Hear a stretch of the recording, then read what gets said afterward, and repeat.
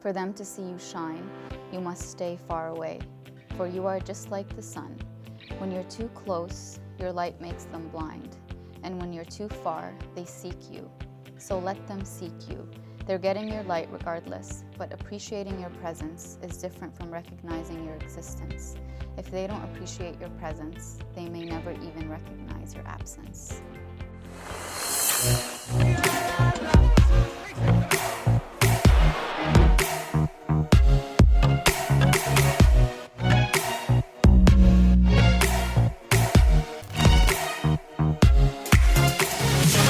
Welcome back, everyone, to the School of Greatness podcast. I'm very excited about our guest today. Her name is Najwa Zebian. Thank you so much for being here. I'm very excited. Yes, very excited. I can't remember where I first found you, but Probably I think Instagram. I found you on Instagram, but I think it might have been through The Good Quote. I think they posted a quote of yours. Yes.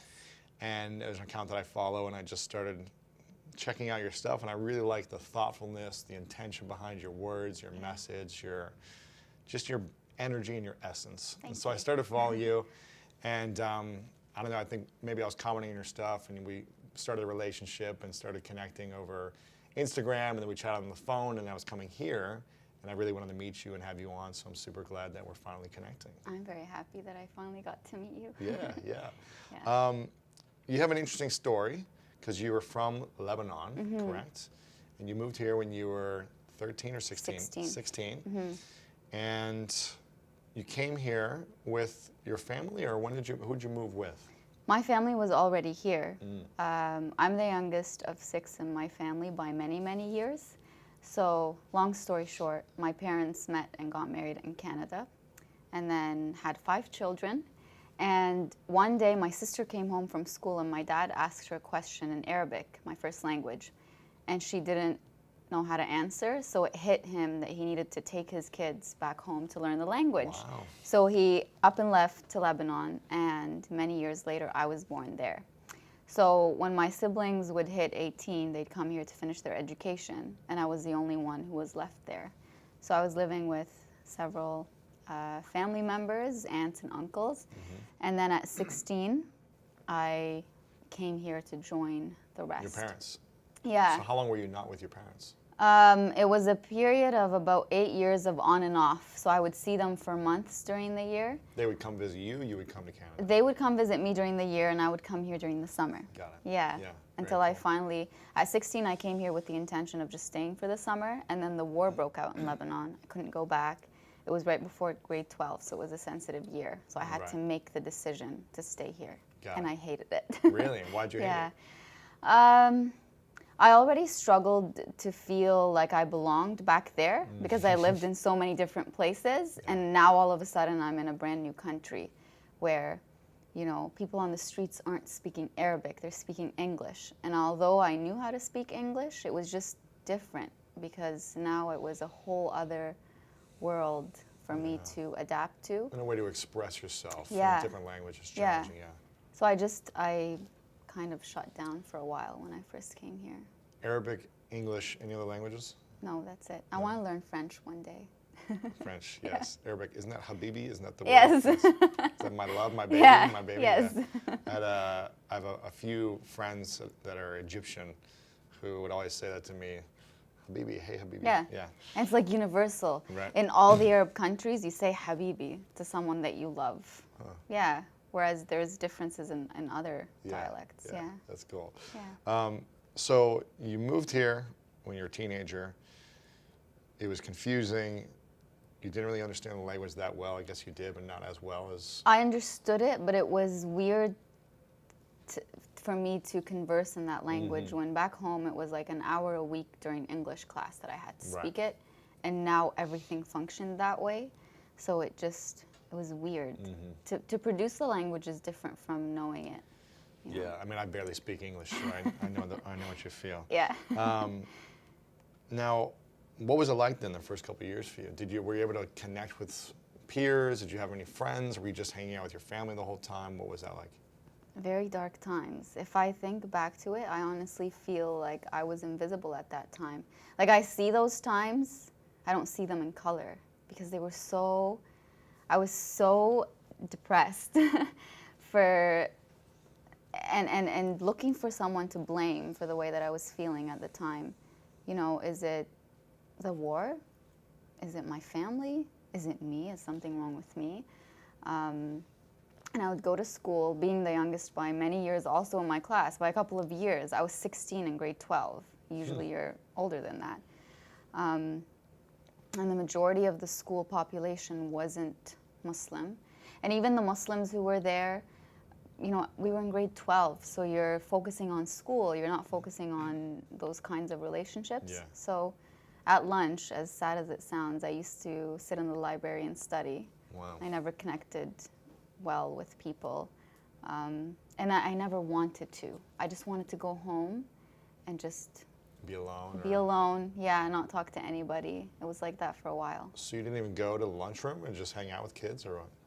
I remember the first time I went to the cafeteria, one of the girls I knew in math class, who was very, very smart, she was like, I just need to get something from the cafeteria. And we walked in, and I was like, wow, this is where they come and eat? And it's like in my school. Wow. So, yeah. Would you pack lunch then, or would you go to the cafeteria first, take it to the library, or?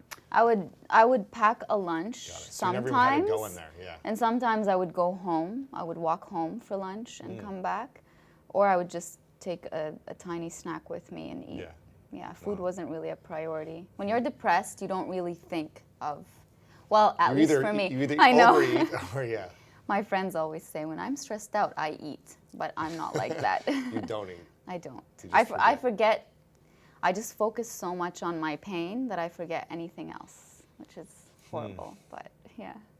Where did this pain come from originally?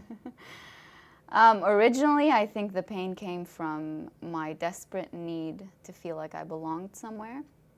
You know, the age gap that I grew up with between me and my siblings, me and my parents, me and everyone else around me, that was something I was trying to make sense of as I grew up. Like, I wasn't aware that there was a problem there. I obviously thought something was wrong with me. Yeah. For not feeling okay all the time. And then I started getting bullied in school for being too sensitive, like very, very bad bullying by friends and sometimes teachers. Was this in Canada? This was or in Lebanon. Yeah. Yeah, up to grade 11, pretty much. And then when I came here, that search for a place where I felt like I belonged was the same. Looking for someone who understood me, someone who listened to me, someone who could value my voice without saying, you're 16, you don't know this much. But I always knew that I was mature, like way too mature for my age. But I always got you're still too young, you know, get out of this conversation. So that's where the pain started, and it just got very amplified during recent years with, you know, an experience of finally feeling like I found a home and, you know, feeling the glory of that, you know. Feeling like accepted, acknowledged. Yeah. Feeling loved, respected, feeling like I actually mattered to someone. Someone actually cared about what I had to say and saw me for who I saw myself as or thought I was. Someone who loved my sensitivity, which I was bullied for, and saw that as, you know, charming instead of, you know, Weak or yeah, or you need to get rid of that. And then the pain was amplified when I found out that none of that was really sincere. So to me, it was finding my, you know, something I've been looking for my whole life, and you're coming to tell me it wasn't real? How dare you? Yeah, so that part of my life, that pain of searching for a home, your whole finally life. finding one, yeah, finally finding one, and then going through realizing that it was just an imaginary home that I built. That's what I wanted to see. That was my perception. It wasn't real. And coming to terms with that, imagine coming home at the end of every day and you're in front of this place and you see it. You're like, knocking on the door, let me in, but there's nothing there. In reality, there's nothing there. And getting that disappointment every day until you realize there is no home, there's no place for you here. You have to let this go. So that realization really did impact me as a person. Also, the message that I'm trying to send out into the world. My writing, yeah. This was just a few years ago when all this happened, huh? Yeah, leading up to very recently. I think the worst point of the pain was coming to terms with the fact that that is not a home. What you found wasn't what you've been looking for your whole life. Yeah. And the struggle to accept that took a couple of years, and then the struggle to, stop blaming myself for seeing it in a different way. That's been taking place over the last year or so, I would say. What's the thing you've been looking for then? Or what's the thing you're looking for now? Oh dear, what am I looking for now? If that thing you were searching for wasn't actually real, or real in that situation wasn't what you were looking for, then what is it? So I was looking for a home, right? The mistake I made is that I built that home in a human being, in another person, not inside of me or not with that person. You know what I mean? So I'm a giver. It's my nature. So to me, investing in this person, investing in this home meant giving all of the love and kindness and anything inside of me that was valuable, to put it in that home, in that person. And when he walked away, all of that stuff was gone from me, and I felt so empty. And I realized that we all do that. We all invest in a person or in a place or in an idea. We put all of our heart into it, and then once it's gone, because it's not meant for us or it never really was ours, we're left feeling betrayed. Like, I invested so much and it's gone. So I realized that the home I need to build is not in a person, not bound to one place. Having searched for a physical home, literally, for a long time, like one consistent place that I'm in, I also tend to attach myself to certain places because I want those places to welcome me. I'm not like that anymore. So when someone tells me, let's travel, I want to travel. Or why don't you think of moving somewhere? I actually don't care about leaving the place that I'm in, because I'm moving the little homes, the little pieces of who I am from certain places that accept those pieces into myself, and I say, wherever I am, this is who I am. And what makes me who I am belongs inside of me, or attached to a certain dream. I don't know if that makes sense. Of course, yeah, no, it makes a lot of sense. I remember you doing a video recently about that on Instagram, about the home with someone else, and as opposed to putting it inside yourself. That was part of my TED Talk. Yeah, explaining why we feel so empty. It's because you put all that stuff into another place, and that place left. It's no longer there. And now you're gone. All your stuff you have is gone. Yeah. So that feeling of emptiness is actually true, because it's literally like investing your money into a house, right? You make a nice kitchen, and you create like an in-home cinema and whatever, and then you get kicked out of the house. Yes, you lost everything you had, of course. So you feel like you're starting from scratch. And it's the same thing with feelings. It's the same thing with that feeling of belonging somewhere. Yeah. So instead of investing in a house or a place or a person, we should be investing in ourselves? We should be investing in ourselves. And that home, that virtual home I'm talking about, is the feeling of being welcomed somewhere into someone's life, or feeling like they accept you and they love you.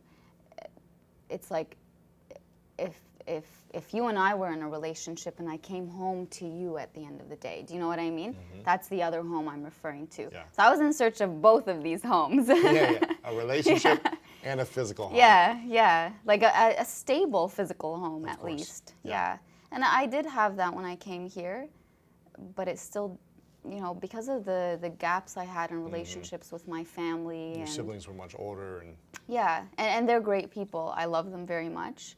But when you spend a long time far away from someone, even if they're a family member, especially if they're a family member, actually, ties, you know, get very rigid, and they're at a different stage in their lives. Yeah, So yeah. yeah.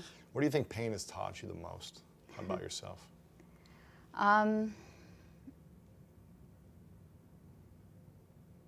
It taught me. It really showed me how strong I was, or I am. I have a very high threshold for pain. So that just tells me you're not good at getting out of it. You just like to stick in it and go deeper Yeah, and deeper. I'm an empath, so I believe in people. I give course. people excuses. And the person that I was stuck with happened to be a narcissist. And those, you know, having an empath and a narcissist is like the worst thing. It's like a dream world for him. Exactly. Because a narcissist wants someone to make excuses for them, and an empath is a person who makes excuses for people. A narcissist lies, and an empath tries to look for reasons. You know, maybe he had a troubled childhood, or maybe he never had a positive role model, or all that stuff. So, yeah, I am an empath, and I'm too kind, way too kind. I believe in people way more than sometimes they deserve to be believed in. But I've learned to shift my perception from what they deserve to who am I as a person? If I'm kind to you and you take advantage of that, I shouldn't stop being kind because you're taking advantage of my kindness. You're the one who's at fault. Me being kind is not a problem. It shouldn't be a problem. So when I start to shift my perception that way, instead of reacting to people, saying this is who I am and this is what I believe in kindness. I believe in telling the truth. I believe in you know, not judging people based on experiences I've had with other people. Because this is who I am. Yeah. So who you are is not going to affect me or affect the way that I am going to react to you. I'm going to be strict with my demeanor. Yeah. That's great. That's great. Yeah. How do we overcome the fear of pain? Fear of pain. And are you afraid to go back into that space you were for many years? And repeat the pattern? Oh dear, yeah, I am afraid. Of course I am. Of course I am. Because as much as you think you know, and as careful as you can be,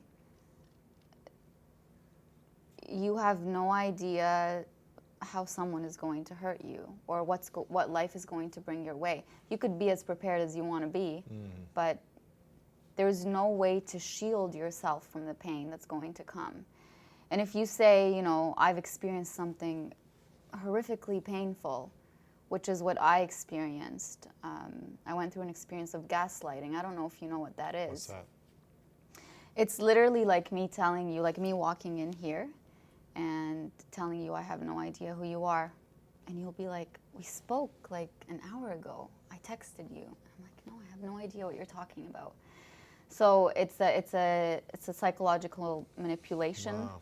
That really makes a person question their identity. It stemmed from a 1930s play where a girl falls madly in love with a guy. They get married, and she has like the dream story. And then the term gaslighting comes from when he wanted to make her feel like she was crazy so that he could walk away from the marriage instead of blaming himself. He wanted to blame her. he would go to the attic and dim the gas, so the lights would dim downstairs. And she would tell him, the lights are dim, and he would be like, I don't know what you're talking about.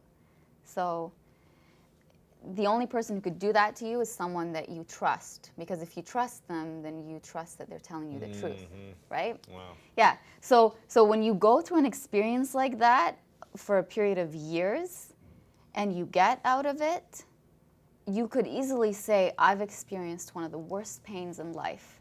That means that any other pain that comes my way, I'm not going to feel it. That's not the truth. You will feel any new pain that comes your way. The difference is that you know, just because you overcame the pain before it, that you will overcome this. That's the difference. Yeah. Yeah. You can't overcome your fear of pain. You can't. There's no way to shield yourself from it.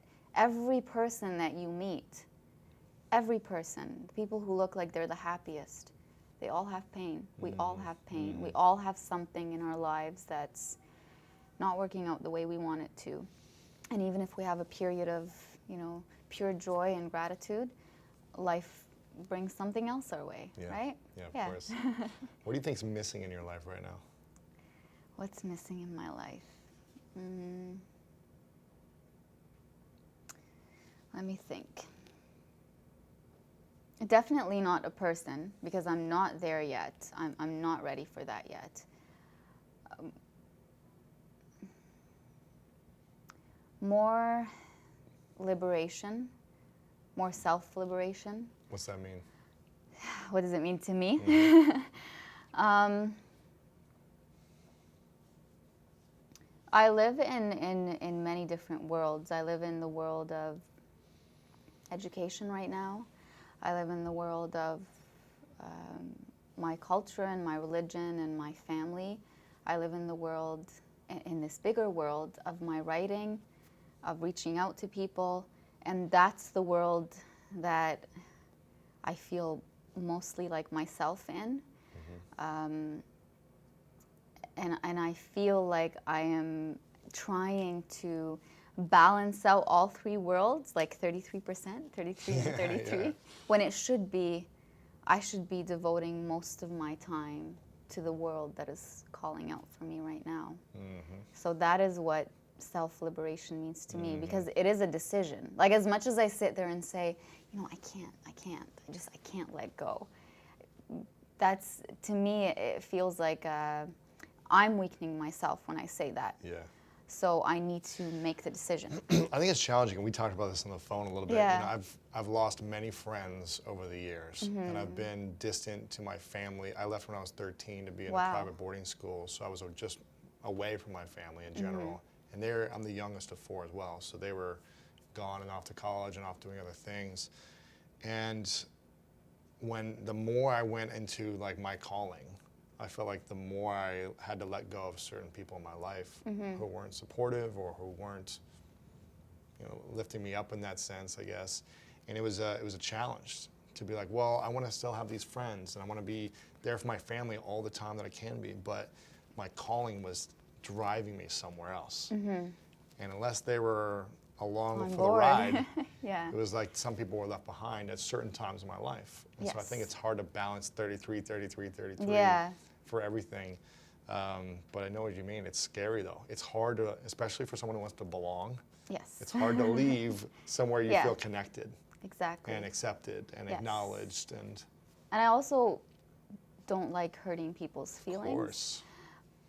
But I do have to recognize that sometimes the way that people feel isn't my fault. Just like I'm reflecting, they need to be reflecting as well. Yeah. And in terms of talking about losing people, it was easy for many people to lose me along their ways of life, not because I wasn't supportive, but because maybe I didn't seem like they didn't see the greatness in me. They didn't see me as a person, and they weren't interested in seeing me as a person. So I have been, to a certain extent, alone for a long time anyway. Yeah. It's just been since January of 2016, since I put Mind Platter out into the world, that even I started to see the greatness inside of me as greatness instead of seeing it as what's wrong with me, you know? Yeah. Yeah. So I am definitely okay with not sticking around people or not begging people to let me keep a place in their lives if it means, you know, sacrificing where I'm headed. If someone loves you and respects you, they need to push you and raise you instead of, you know, pull you back and say, don't do that because you're going to ruin this relationship between us, right? Yeah, again, like I've lost so many friends who I felt like were trying to hold me back from my vision, and it's just like their loss. Yeah, seriously. I mean, I feel bad because I don't want to let people down either. Yes. You know, I want to please people. I want people to be happy with They're me. like me. But I'm just like, I never want to look back and regret saying like, oh, I stuck around these 3 friends and I stood by their side and I was loyal to them and not loyal to my dreams. Yes. I just feel like that would be the biggest crime I could ever commit.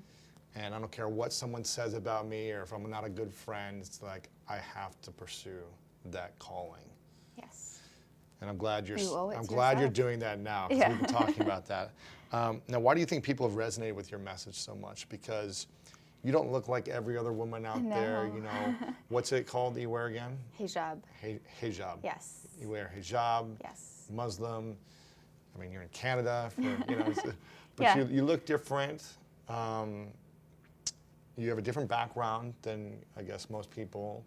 And why do you think people are so connected to your message, especially now? I think when people look at me, I read a poem not long ago at an event in London. It was actually a rally where I started by saying, you know, if you ask to hear my story, I wonder what story I would tell you. Do I tell you the story of the little girl who was bullied in school? Or do I tell you the story of the girl who moved to a new country at 16? Do I tell you the story of the girl who never felt like she had a home? And I asked all of these questions, and then I said, what story do I tell you when this, and I referred to my hijab, is the only story that you see? So I think, and that was really powerful for them, because it's true. When someone sees me, the first thing they think of is different, Islam, sheltered, oppressed. Many people think that. And I don't want to hear what she has to say. And many people make the assumption that I talk about religion. But if they take 2 seconds to look through my writing, it has nothing to do with religion. It has nothing to do with me, you know, judging others for their beliefs or any of that. So my writing is about basic human feelings, things that we all share. Like, I doubt that there is one person out there who could read my writing and not be able to relate to it at some level.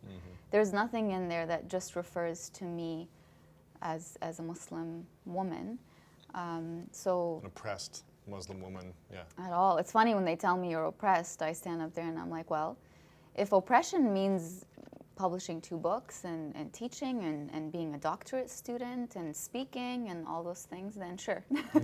I wish everybody were oppressed, but you know what I mean? It's there's a lot of misinformation out there, a lot of misinformation. But sometimes I find myself falling into, you know, I receive messages from people saying, how could you be Muslim and talk about the things that you talk about? Because I know that you're not supposed to be talking about those things, like love before marriage. How? I thought Islam said you're not allowed to be in love before you're married. And so I answer these questions and I clarify certain things because I do want people to look differently at Islam, not just because I want them to look differently at Islam in particular, but at anything that's different altogether. Like last month, I marched in the Pride Parade in London. I was the only girl wearing the hijab there, the only one. Wow. There may have been a few more, but you didn't see them. I didn't see anybody, and that's what I was told. You're the only one I saw. I see her today, and you're the first one I see at this Pride Parade in London, you know, through the years. I think this was the third or fourth time they've had it. Which, And just so I'm clear, would traditional Muslim people not be supportive of that? no, so they would say, you know, homosexuality is a sin, Got it. And we're completely against it. See, for me, the struggle is, have your religious beliefs all you want, but you can't belittle a person because of what you believe. Then what does that say about your religion? Like, belittling a human being for something that they have that is different from what you have, that doesn't show acceptance, that doesn't show compassion, it doesn't show empathy, and I don't stand for that. And if we were in a country where, you know, it was the Islamic rule, which I don't think that religion and government should come together. I think there should be a separation of religion and state. But I always say, if we were living in a government where it was Islamic, then you'd be able to say that if that's what the government said, but you have to realize that there's a separation there. Your rule isn't the rule that everybody should follow. So I get hate from people who don't like Islam, and I get hate from people who are Muslims as well, because I go against what the traditional belief is. Or maybe not go against, I hate using words like that, but trying to, like, having a different understanding myself. Does that make sense? Of course, no, of course. Yeah. And I think you wrote something about this where you mentioned, you know, that you really don't appreciate when someone is judging other people from a place of religion. They're starting judging other people. That goes against religion, right? What's the purpose of religion religion supposed to be altogether? acceptance Exactly. and like welcoming and community, not judgment of people? Yes. And that's what the challenge I've always had. I grew up in a Christian religion and no longer practice per se, but it's just kind of always the challenge I had with a lot of religion. And maybe it's just certain people in religions that kind of ruin it for everyone, I guess. Yes. Where they are very judgmental, they are very negative, and they're very right and wrong. And it's all about good or hell bad. and heaven. Yeah, I stood in front of a group one day and I told them, if I were speaking to you 10 years ago, like when I first arrived here, I would tell you all, you're all going to hell. Wow. And I said, I've had to unlearn so many things from that time till now. And that's what I hope for you as well. I want you to do that. Just, you know, I've done it. I've sacrificed a lot of things. I've got into many arguments with people who I thought were dear to me to defend your rights. And I hope that you would do the same for me. We all learn certain things that we need to get rid of because they're false. Why do you think so many people come from that place of, in religion in general, come from that place of like, you're going to hell unless this, and are so committed to being right and vocalizing it and constantly like preaching that to people? Why do you think people come from that space? I think talking from my your own experience, of course, and also my like poeticness, I would say, and my understanding of people, I would say it's a way for them to feel better about themselves. You know, I'm better than you because I wear the hijab and you're not wearing it, you're showing your hair, so I'm better than you. And then that way you take away from, you know, how good of a person are you compared to how good of a person I am. We don't care about that anymore. It's about the way that we look, or whether we pray a certain way, or show people that we are devout in a certain way. So I always ask people, like Muslims, for example, who send me hateful messages, and I say, you do know that in the Quran it says that gossiping and backbiting are huge sins. They're like worse than killing a person. Really? Did you know that? And gossiping is? Yeah, gossiping and backbiting are very, very bad. Like, they're on the high level of sins. Wow. There's one verse that I don't remember exactly how it's worded, but it says that backbiting, and I hope that I'm remembering this right, is worse than killing. No way. Yeah. Worse than killing someone? Yeah. Why is it worse than actually So taking the a life? Quran is very poetic as well, and I think that it's just to show not the the literal severity sense, of it. yeah. It's just to show the severity of it. And then I say, so, you know, you leave this message and comment, and then you go to your family and you talk about me, like, you're committing a huge sin too. Not that I'm, you know, I'm not trying to have like an eye for an eye, but I'm just trying to point out the irony. Like, very stupid thing, but a couple weeks ago I posted a picture, you probably saw it on my Instagram page, in my jeans. Yes. And you should have seen some of the messages I Watch received. yourself now. You're getting a little risky. You're getting a little risque out there. Yeah. Revealing too much Yeah. in jeans. So I couldn't believe the amount of hate I received. And then you posted another one with your jeans, right? Yeah. Yeah, you kind of talked about it, right? Oh yeah. And I'll continue to do that. Why do people hate so much on that? Just wearing jeans? They remind me that, you know, as a Muslim woman, you should dress a certain way. And, you know, how dare you represent us that way? You represent the religion. And I say, I actually don't. You can't put the responsibility of the religion and all the atrocities that are happening out there. I don't even hurt a bug, you know? Like, I'm the type that if somebody got me a cup of tea and, you know, I forgot it somewhere, and, you know, I would text them later and say, I'm so sorry.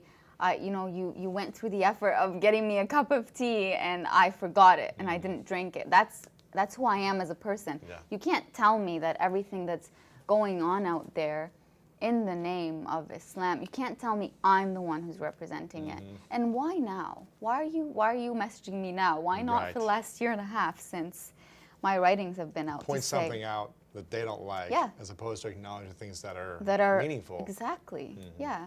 So, but at one point I stopped responding because it was just getting. It's not worth it. Yeah. Sometimes when you give people when you're kind to them, they come back and they're like, well, I'm questioning your intentions at this point. And you're like, I shouldn't have spoken in the first place. Exactly. Yeah, not out of lack of respect, but Yeah. you get it. What do you think humanity needs the most right now? Empathy. Empathy. We need to be able to put ourselves in other people's shoes, feel exactly how they're feeling before we utter a word. And that takes a lot of authenticity with ourselves and with the world. Because if we are not aware of our own feelings and are not willing to admit how we feel, acknowledge how the experiences that we went through shaped us, if we can't do that ourselves, we won't be able to relate to another person. So it has to start with being authentic with yourself, to say, yeah, man, that was hard. So you see someone else struggling and you say, that must be hard. I'm not struggling the same way, but we share the struggle. Yeah. That's what our world needs, for sure. Yeah. Yeah, More empathy. more empathy. I've got this, you know, I'm working on this new message, this book about masculine vulnerability. And I feel like a lot of challenges arise from, especially right now in the world, are from men who are wearing masks. Yes. Who are showing up not their loving, vulnerable, authentic selves.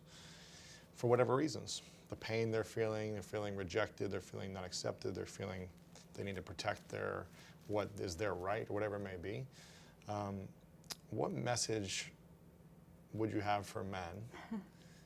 The challenge is, here's the challenge. The reason I'm writing this book about masculinity is because I love Brene Brown and Oprah. I love Brene Brown. I just interviewed her. Yeah. She's amazing. Really? Yeah, she's amazing. I And- wish she was here before I was here. Yeah, right. She's amazing. And I love all the women who are sharing these messages of being real and loving and authentic and opening up and being truthful about yourself, things like that. But I feel from my personal experience growing up in a sports mindset, most of the men that I grew up around were not open to those messages. And we had this conditioning from our peers, from coaches, from media, Family, from society. just everything. You Yeah. know, if I ever tried to show like any emotion in elementary school, it's like the other boys would just say, you know, suck it up or don't be a wuss or, you know, other names. Be a man. Yeah, be a man, man up. And women Yeah. would say this too, you know, in relationships at times, women would be like, just man up, like own it. Quit being so whatever. They need to come talk to me. Right, but I mean, so there's a lot of mixed signals for men, I think. Yeah. And listen, we all get to be responsible for our actions and own things and, you know, be in ownership and not make excuses for whatever's happened. Yes. And the reason I'm doing this is because I hope men will be able to see me and judge me in a way and be like, okay, maybe I can relate to this guy. Judge me in a good way. Yeah. And say, okay, he looks like me, he talks like me, like he kind of gets it. You're using your privilege in the right way. That's my intention, Yes. to Trojan horse men in some sense, to get them, hey, come hang out, let's be bros. Yes. Because I can be the bro with the best of them. And just start to have more real open conversations about this and create a safe space for men to really just share the things they're Yeah. shameful about, reveal things that maybe that really hurt them that they've never talked about, that just have been bottling up inside. And I hope that I'm able to be a catalyst for some people. Unfortunately, I feel like a lot of men aren't willing to listen to women. Some aren't. But if they were willing right now, what would you say for them? First, I'm going to give you some hope because I get many messages from men. That's great. Thanking me Perfect. for the writings that I do and how I talk about Yeah. vulnerability. Going back to the previous question that you asked me, authenticity, empathy, but at the root of that is vulnerability. You can't be authentic if you're not vulnerable, Yeah. right? Because vulnerability, that is the birthplace of connection, right? You don't connect with someone unless you have that authenticity piece. So if men were listening, and I don't want to generalize, Yes. just to not make anybody course, feel of like course. they're... And I try not to as well. There's- I've been attacked by so many people, but it's, you know, so I try to be as politically correct Yeah. in my language as possible. But yes, I get Some sometimes, men- yeah. Sometimes I get men who message me and say, you know, not all men are like that. of course, and I'm no, like, I not know. all are. Yeah, You have to realize that I'm talking to a person who shattered me to like dust. So I'm gonna talk with that kind of passion and pain. My pain is driving what I'm writing, right? So not to generalize, but to say this to men, I think men maybe who aren't vulnerable or open. Let's talk we're about that. afraid of being vulnerable because, I also receive the messages that say, well, I've been vulnerable, and they just use it against me. That's true. Or, yeah. And that's when men put their masks on even stronger. Yeah. They're like, okay, I'm going to defend myself even more. Yeah. I felt the same way Because at times. girls like bad boys and all that Exactly. stuff. So there's a right? lot of mixed Yeah. signals. Yeah. Yeah, there's a lot of challenges there. I would tell men to be vulnerable for their own sake and for the children that they will one day have. Be vulnerable for the little boy who's looking up to you, who's going to be a man one day.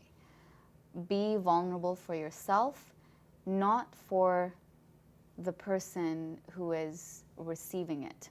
Because when you attach your vulnerability to the way that your partner reacts to it, you're going to hate it.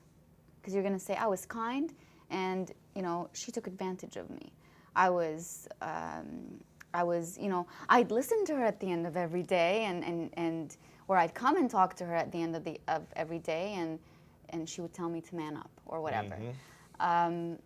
Don't be vulnerable just to please the other person because you think that that's what they're expecting.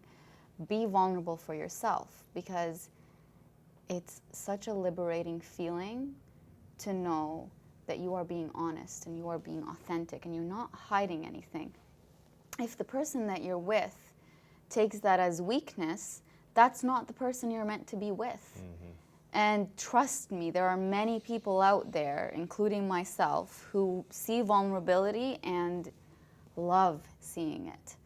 And they're actually seeking it or think that it's very rare. Yeah. So focus on what your vulnerability does for you instead of what it does for the person that you're you're giving it to. I think, the more I've become vulnerable over the last 4 or 5 years and really starting to open up more about my experience, I felt like it's been the ultimate power, to be honest. Like I've been able to powerfully lead my life with clarity, freedom, without suffering and the pain that I used to be attached to. And also it's allowed me to connect with people on such a more intimate and deep level that I never could before, which supported my vision, which helped me in my business, which helped me in my relationships. Like it all helped me more because I was willing to open up more. And I think when we hold back, we can never truly connect with people in a way that is going to move us forward in a powerful way. Holding back is like covering yourself. You don't feel like you're authentically yourself unless you are with yourself. You're isolating yourself from everyone else around you, and it becomes a very heavy weight to carry with you.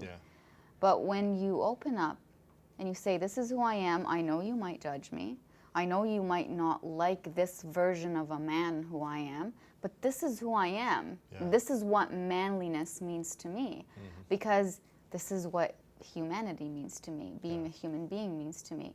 And if we really want to advance the human race, just thinking of future generations, we need to let that mask fall off. We really do. That's it.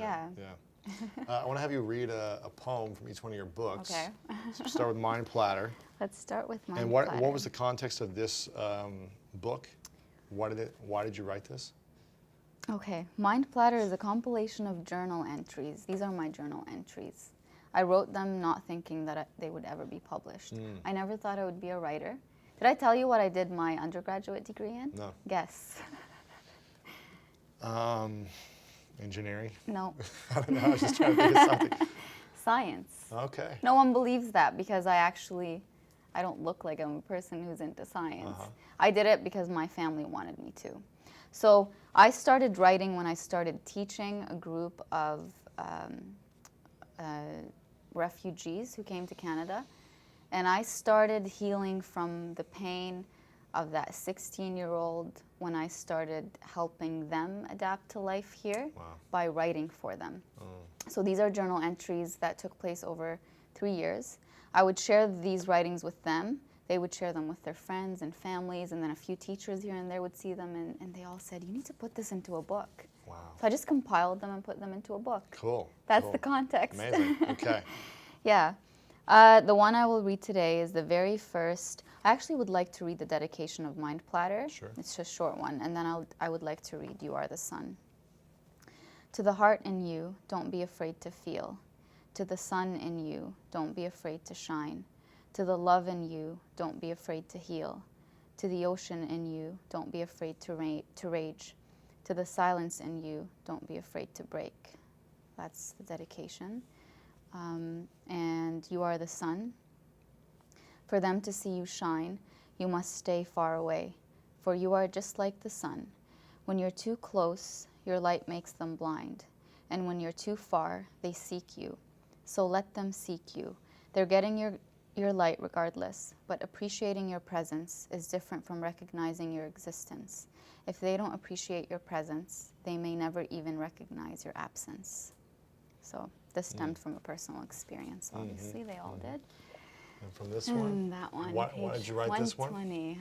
That one was, why did I write that one? The nectar of pain. The nectar of pain, what does that even mean? The sweetness from pain? Yeah, so what you could, how you can turn your pain into sweetness, because we tend to allow our pain to make us bitter. So I will read the dedication of this one to give the context. So I started with, why the nectar of pain? They asked me, how is your soul able to give so much love to this world? I said, there is a sweetness in the nectar that bees seek for honey. There is a sweetness in you that every sting and every pain seek to make love. Do not allow your pain to make you bitter. Turn it into the sweet nectar that your soul contains and gives as a sign of strength and resilience after it's shattered. So that's the meaning of the nectar of pain. This one is one of my favorites. The day you walked into my life, I felt like the chosen one. How could a king like him love a free soul like mine? How could he love you, you fool? The distance you'd have to run is far too far, and the soldiers of the battles you'd have to win are gone, long gone. He's championed wars, and you're still training to fight. He's run marathons, and you're still learning to walk. He's conquered cities, and you're still learning the maps. He's sailed oceans, and you're still building your boat. It must be your foolish mind crafting stories with invisible ink and reading between lines that don't exist. Then you told me that you loved my smile, and the time after that you asked me what perfume it was that I wore. I felt so lucky that a man like you wanted me in a kingdom like yours. And when the gates opened and I entered inside, I saw nothing that pleases the eye. You see, you worked so hard to build your fort, but forgot to tidy what's inside. The years had tainted your every corner with the torture that you'd inflicted on every visitor. And now I look back and think, what a fool you were to think that you could conquer a queen's kingdom like mine. What a fool. Powerful. What a fool. Gosh. I love it. I love it. Yeah, that's one of my favorites in The Nectar of Pain. I think that was one of the turning points. And talking about the things I found inside, that's the vulnerability piece. Course. And uncovering things. If you don't work on tidying what's inside, no one wants to enter. And anyone who wants to enter will just leave scarred. And that will define who you are as a person, because you scar people, right? Yeah. I want to wrap it up with a couple final questions. Yeah. Is there any question that you wish I did ask you first? No. I think you asked everything. Okay. Yeah. This is called the 3 Truths. Okay. And if this was the final day for you many years from now, and you've achieved everything you wanted to achieve, lived the exact life from here on out, all the pain and the love, you experienced it all, wrote every book you wanted to write, but for whatever reason, all your creations were lost and erased. And all you had was a piece of paper and a pen to write down 3 things you knew to be true about all of your experiences in life. Oh, God. These could be 3 lessons that you would leave behind. What would you say are your 3 truths? Things about me or things to my audience? Things that you would share, and this would be kind of like the message that the world would have about... To remember me? To remember you. What would you say are your 3 truths? The very first one is be yourself for yourself, not for people. So focus on your own actions instead of reacting to people. The second one would be the one who broke you cannot heal you. Healing has to come from within you. Self-healing is the most important thing, taking ownership of your healing. And the third one is these mountains that you are carrying, you're only supposed to climb. No struggle that comes your way is meant to be carried with you everywhere you go. It's meant to be conquered. It's meant to be climbed and championed. Those are the 3 lessons that I would leave behind. I love that. That's the final one is powerful. I want to acknowledge you for a moment for your incredible courage to stay empathetic and compassionate even through the pain and the hurt and the struggle that you face when someone took advantage of you or multiple people have taken advantage of you, because it takes a lot of courage to continue to be loving, open, giving, and put your message out there. So the fact that you continue to share your truth, even though you may look different or sound different or be different than so many people, is so courageous in my mind. And I really acknowledge you for having that courage to share your truth. So thank you, Najwa. Very much for saying that. Yeah, of course. I thank you for the same. Of course, yeah. Before I ask the final question, I want to make sure people get your book. This is the new one, The Nectar of Pain. Go grab it right now. The first one, Mind Platter. We'll have it linked up on the site as well. And we can connect with you on Instagram. Yes. It's Najwa Zebian. Zebian. Yeah, it's just one word. We'll have Zebian. Najwa Zebian. We'll have it all linked up for you guys. Do you have a website as well? Yeah, najwazebian.com. Okay, perfect. Yeah. Anywhere else we should connect with you? You can find me on Facebook, Twitter. Everywhere. Yeah, pretty much. You do tweet a lot too, yeah. I do tweet a lot. Yeah, I like that. I see you on there a lot. Remind people of many things. Yes, yes. Cool. The final question then is, what's your definition of greatness?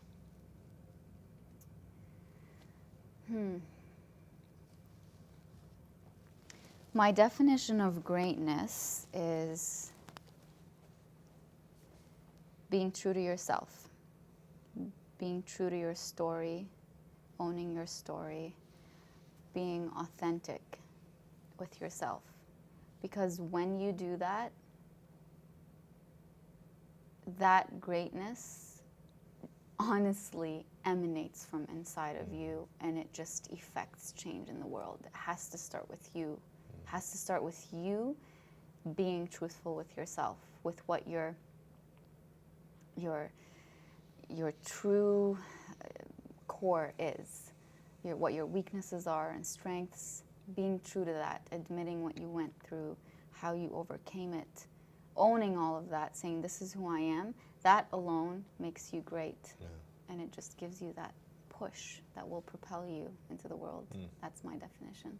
Najwa, thank you so much. Appreciate it. Appreciate you. Thank you.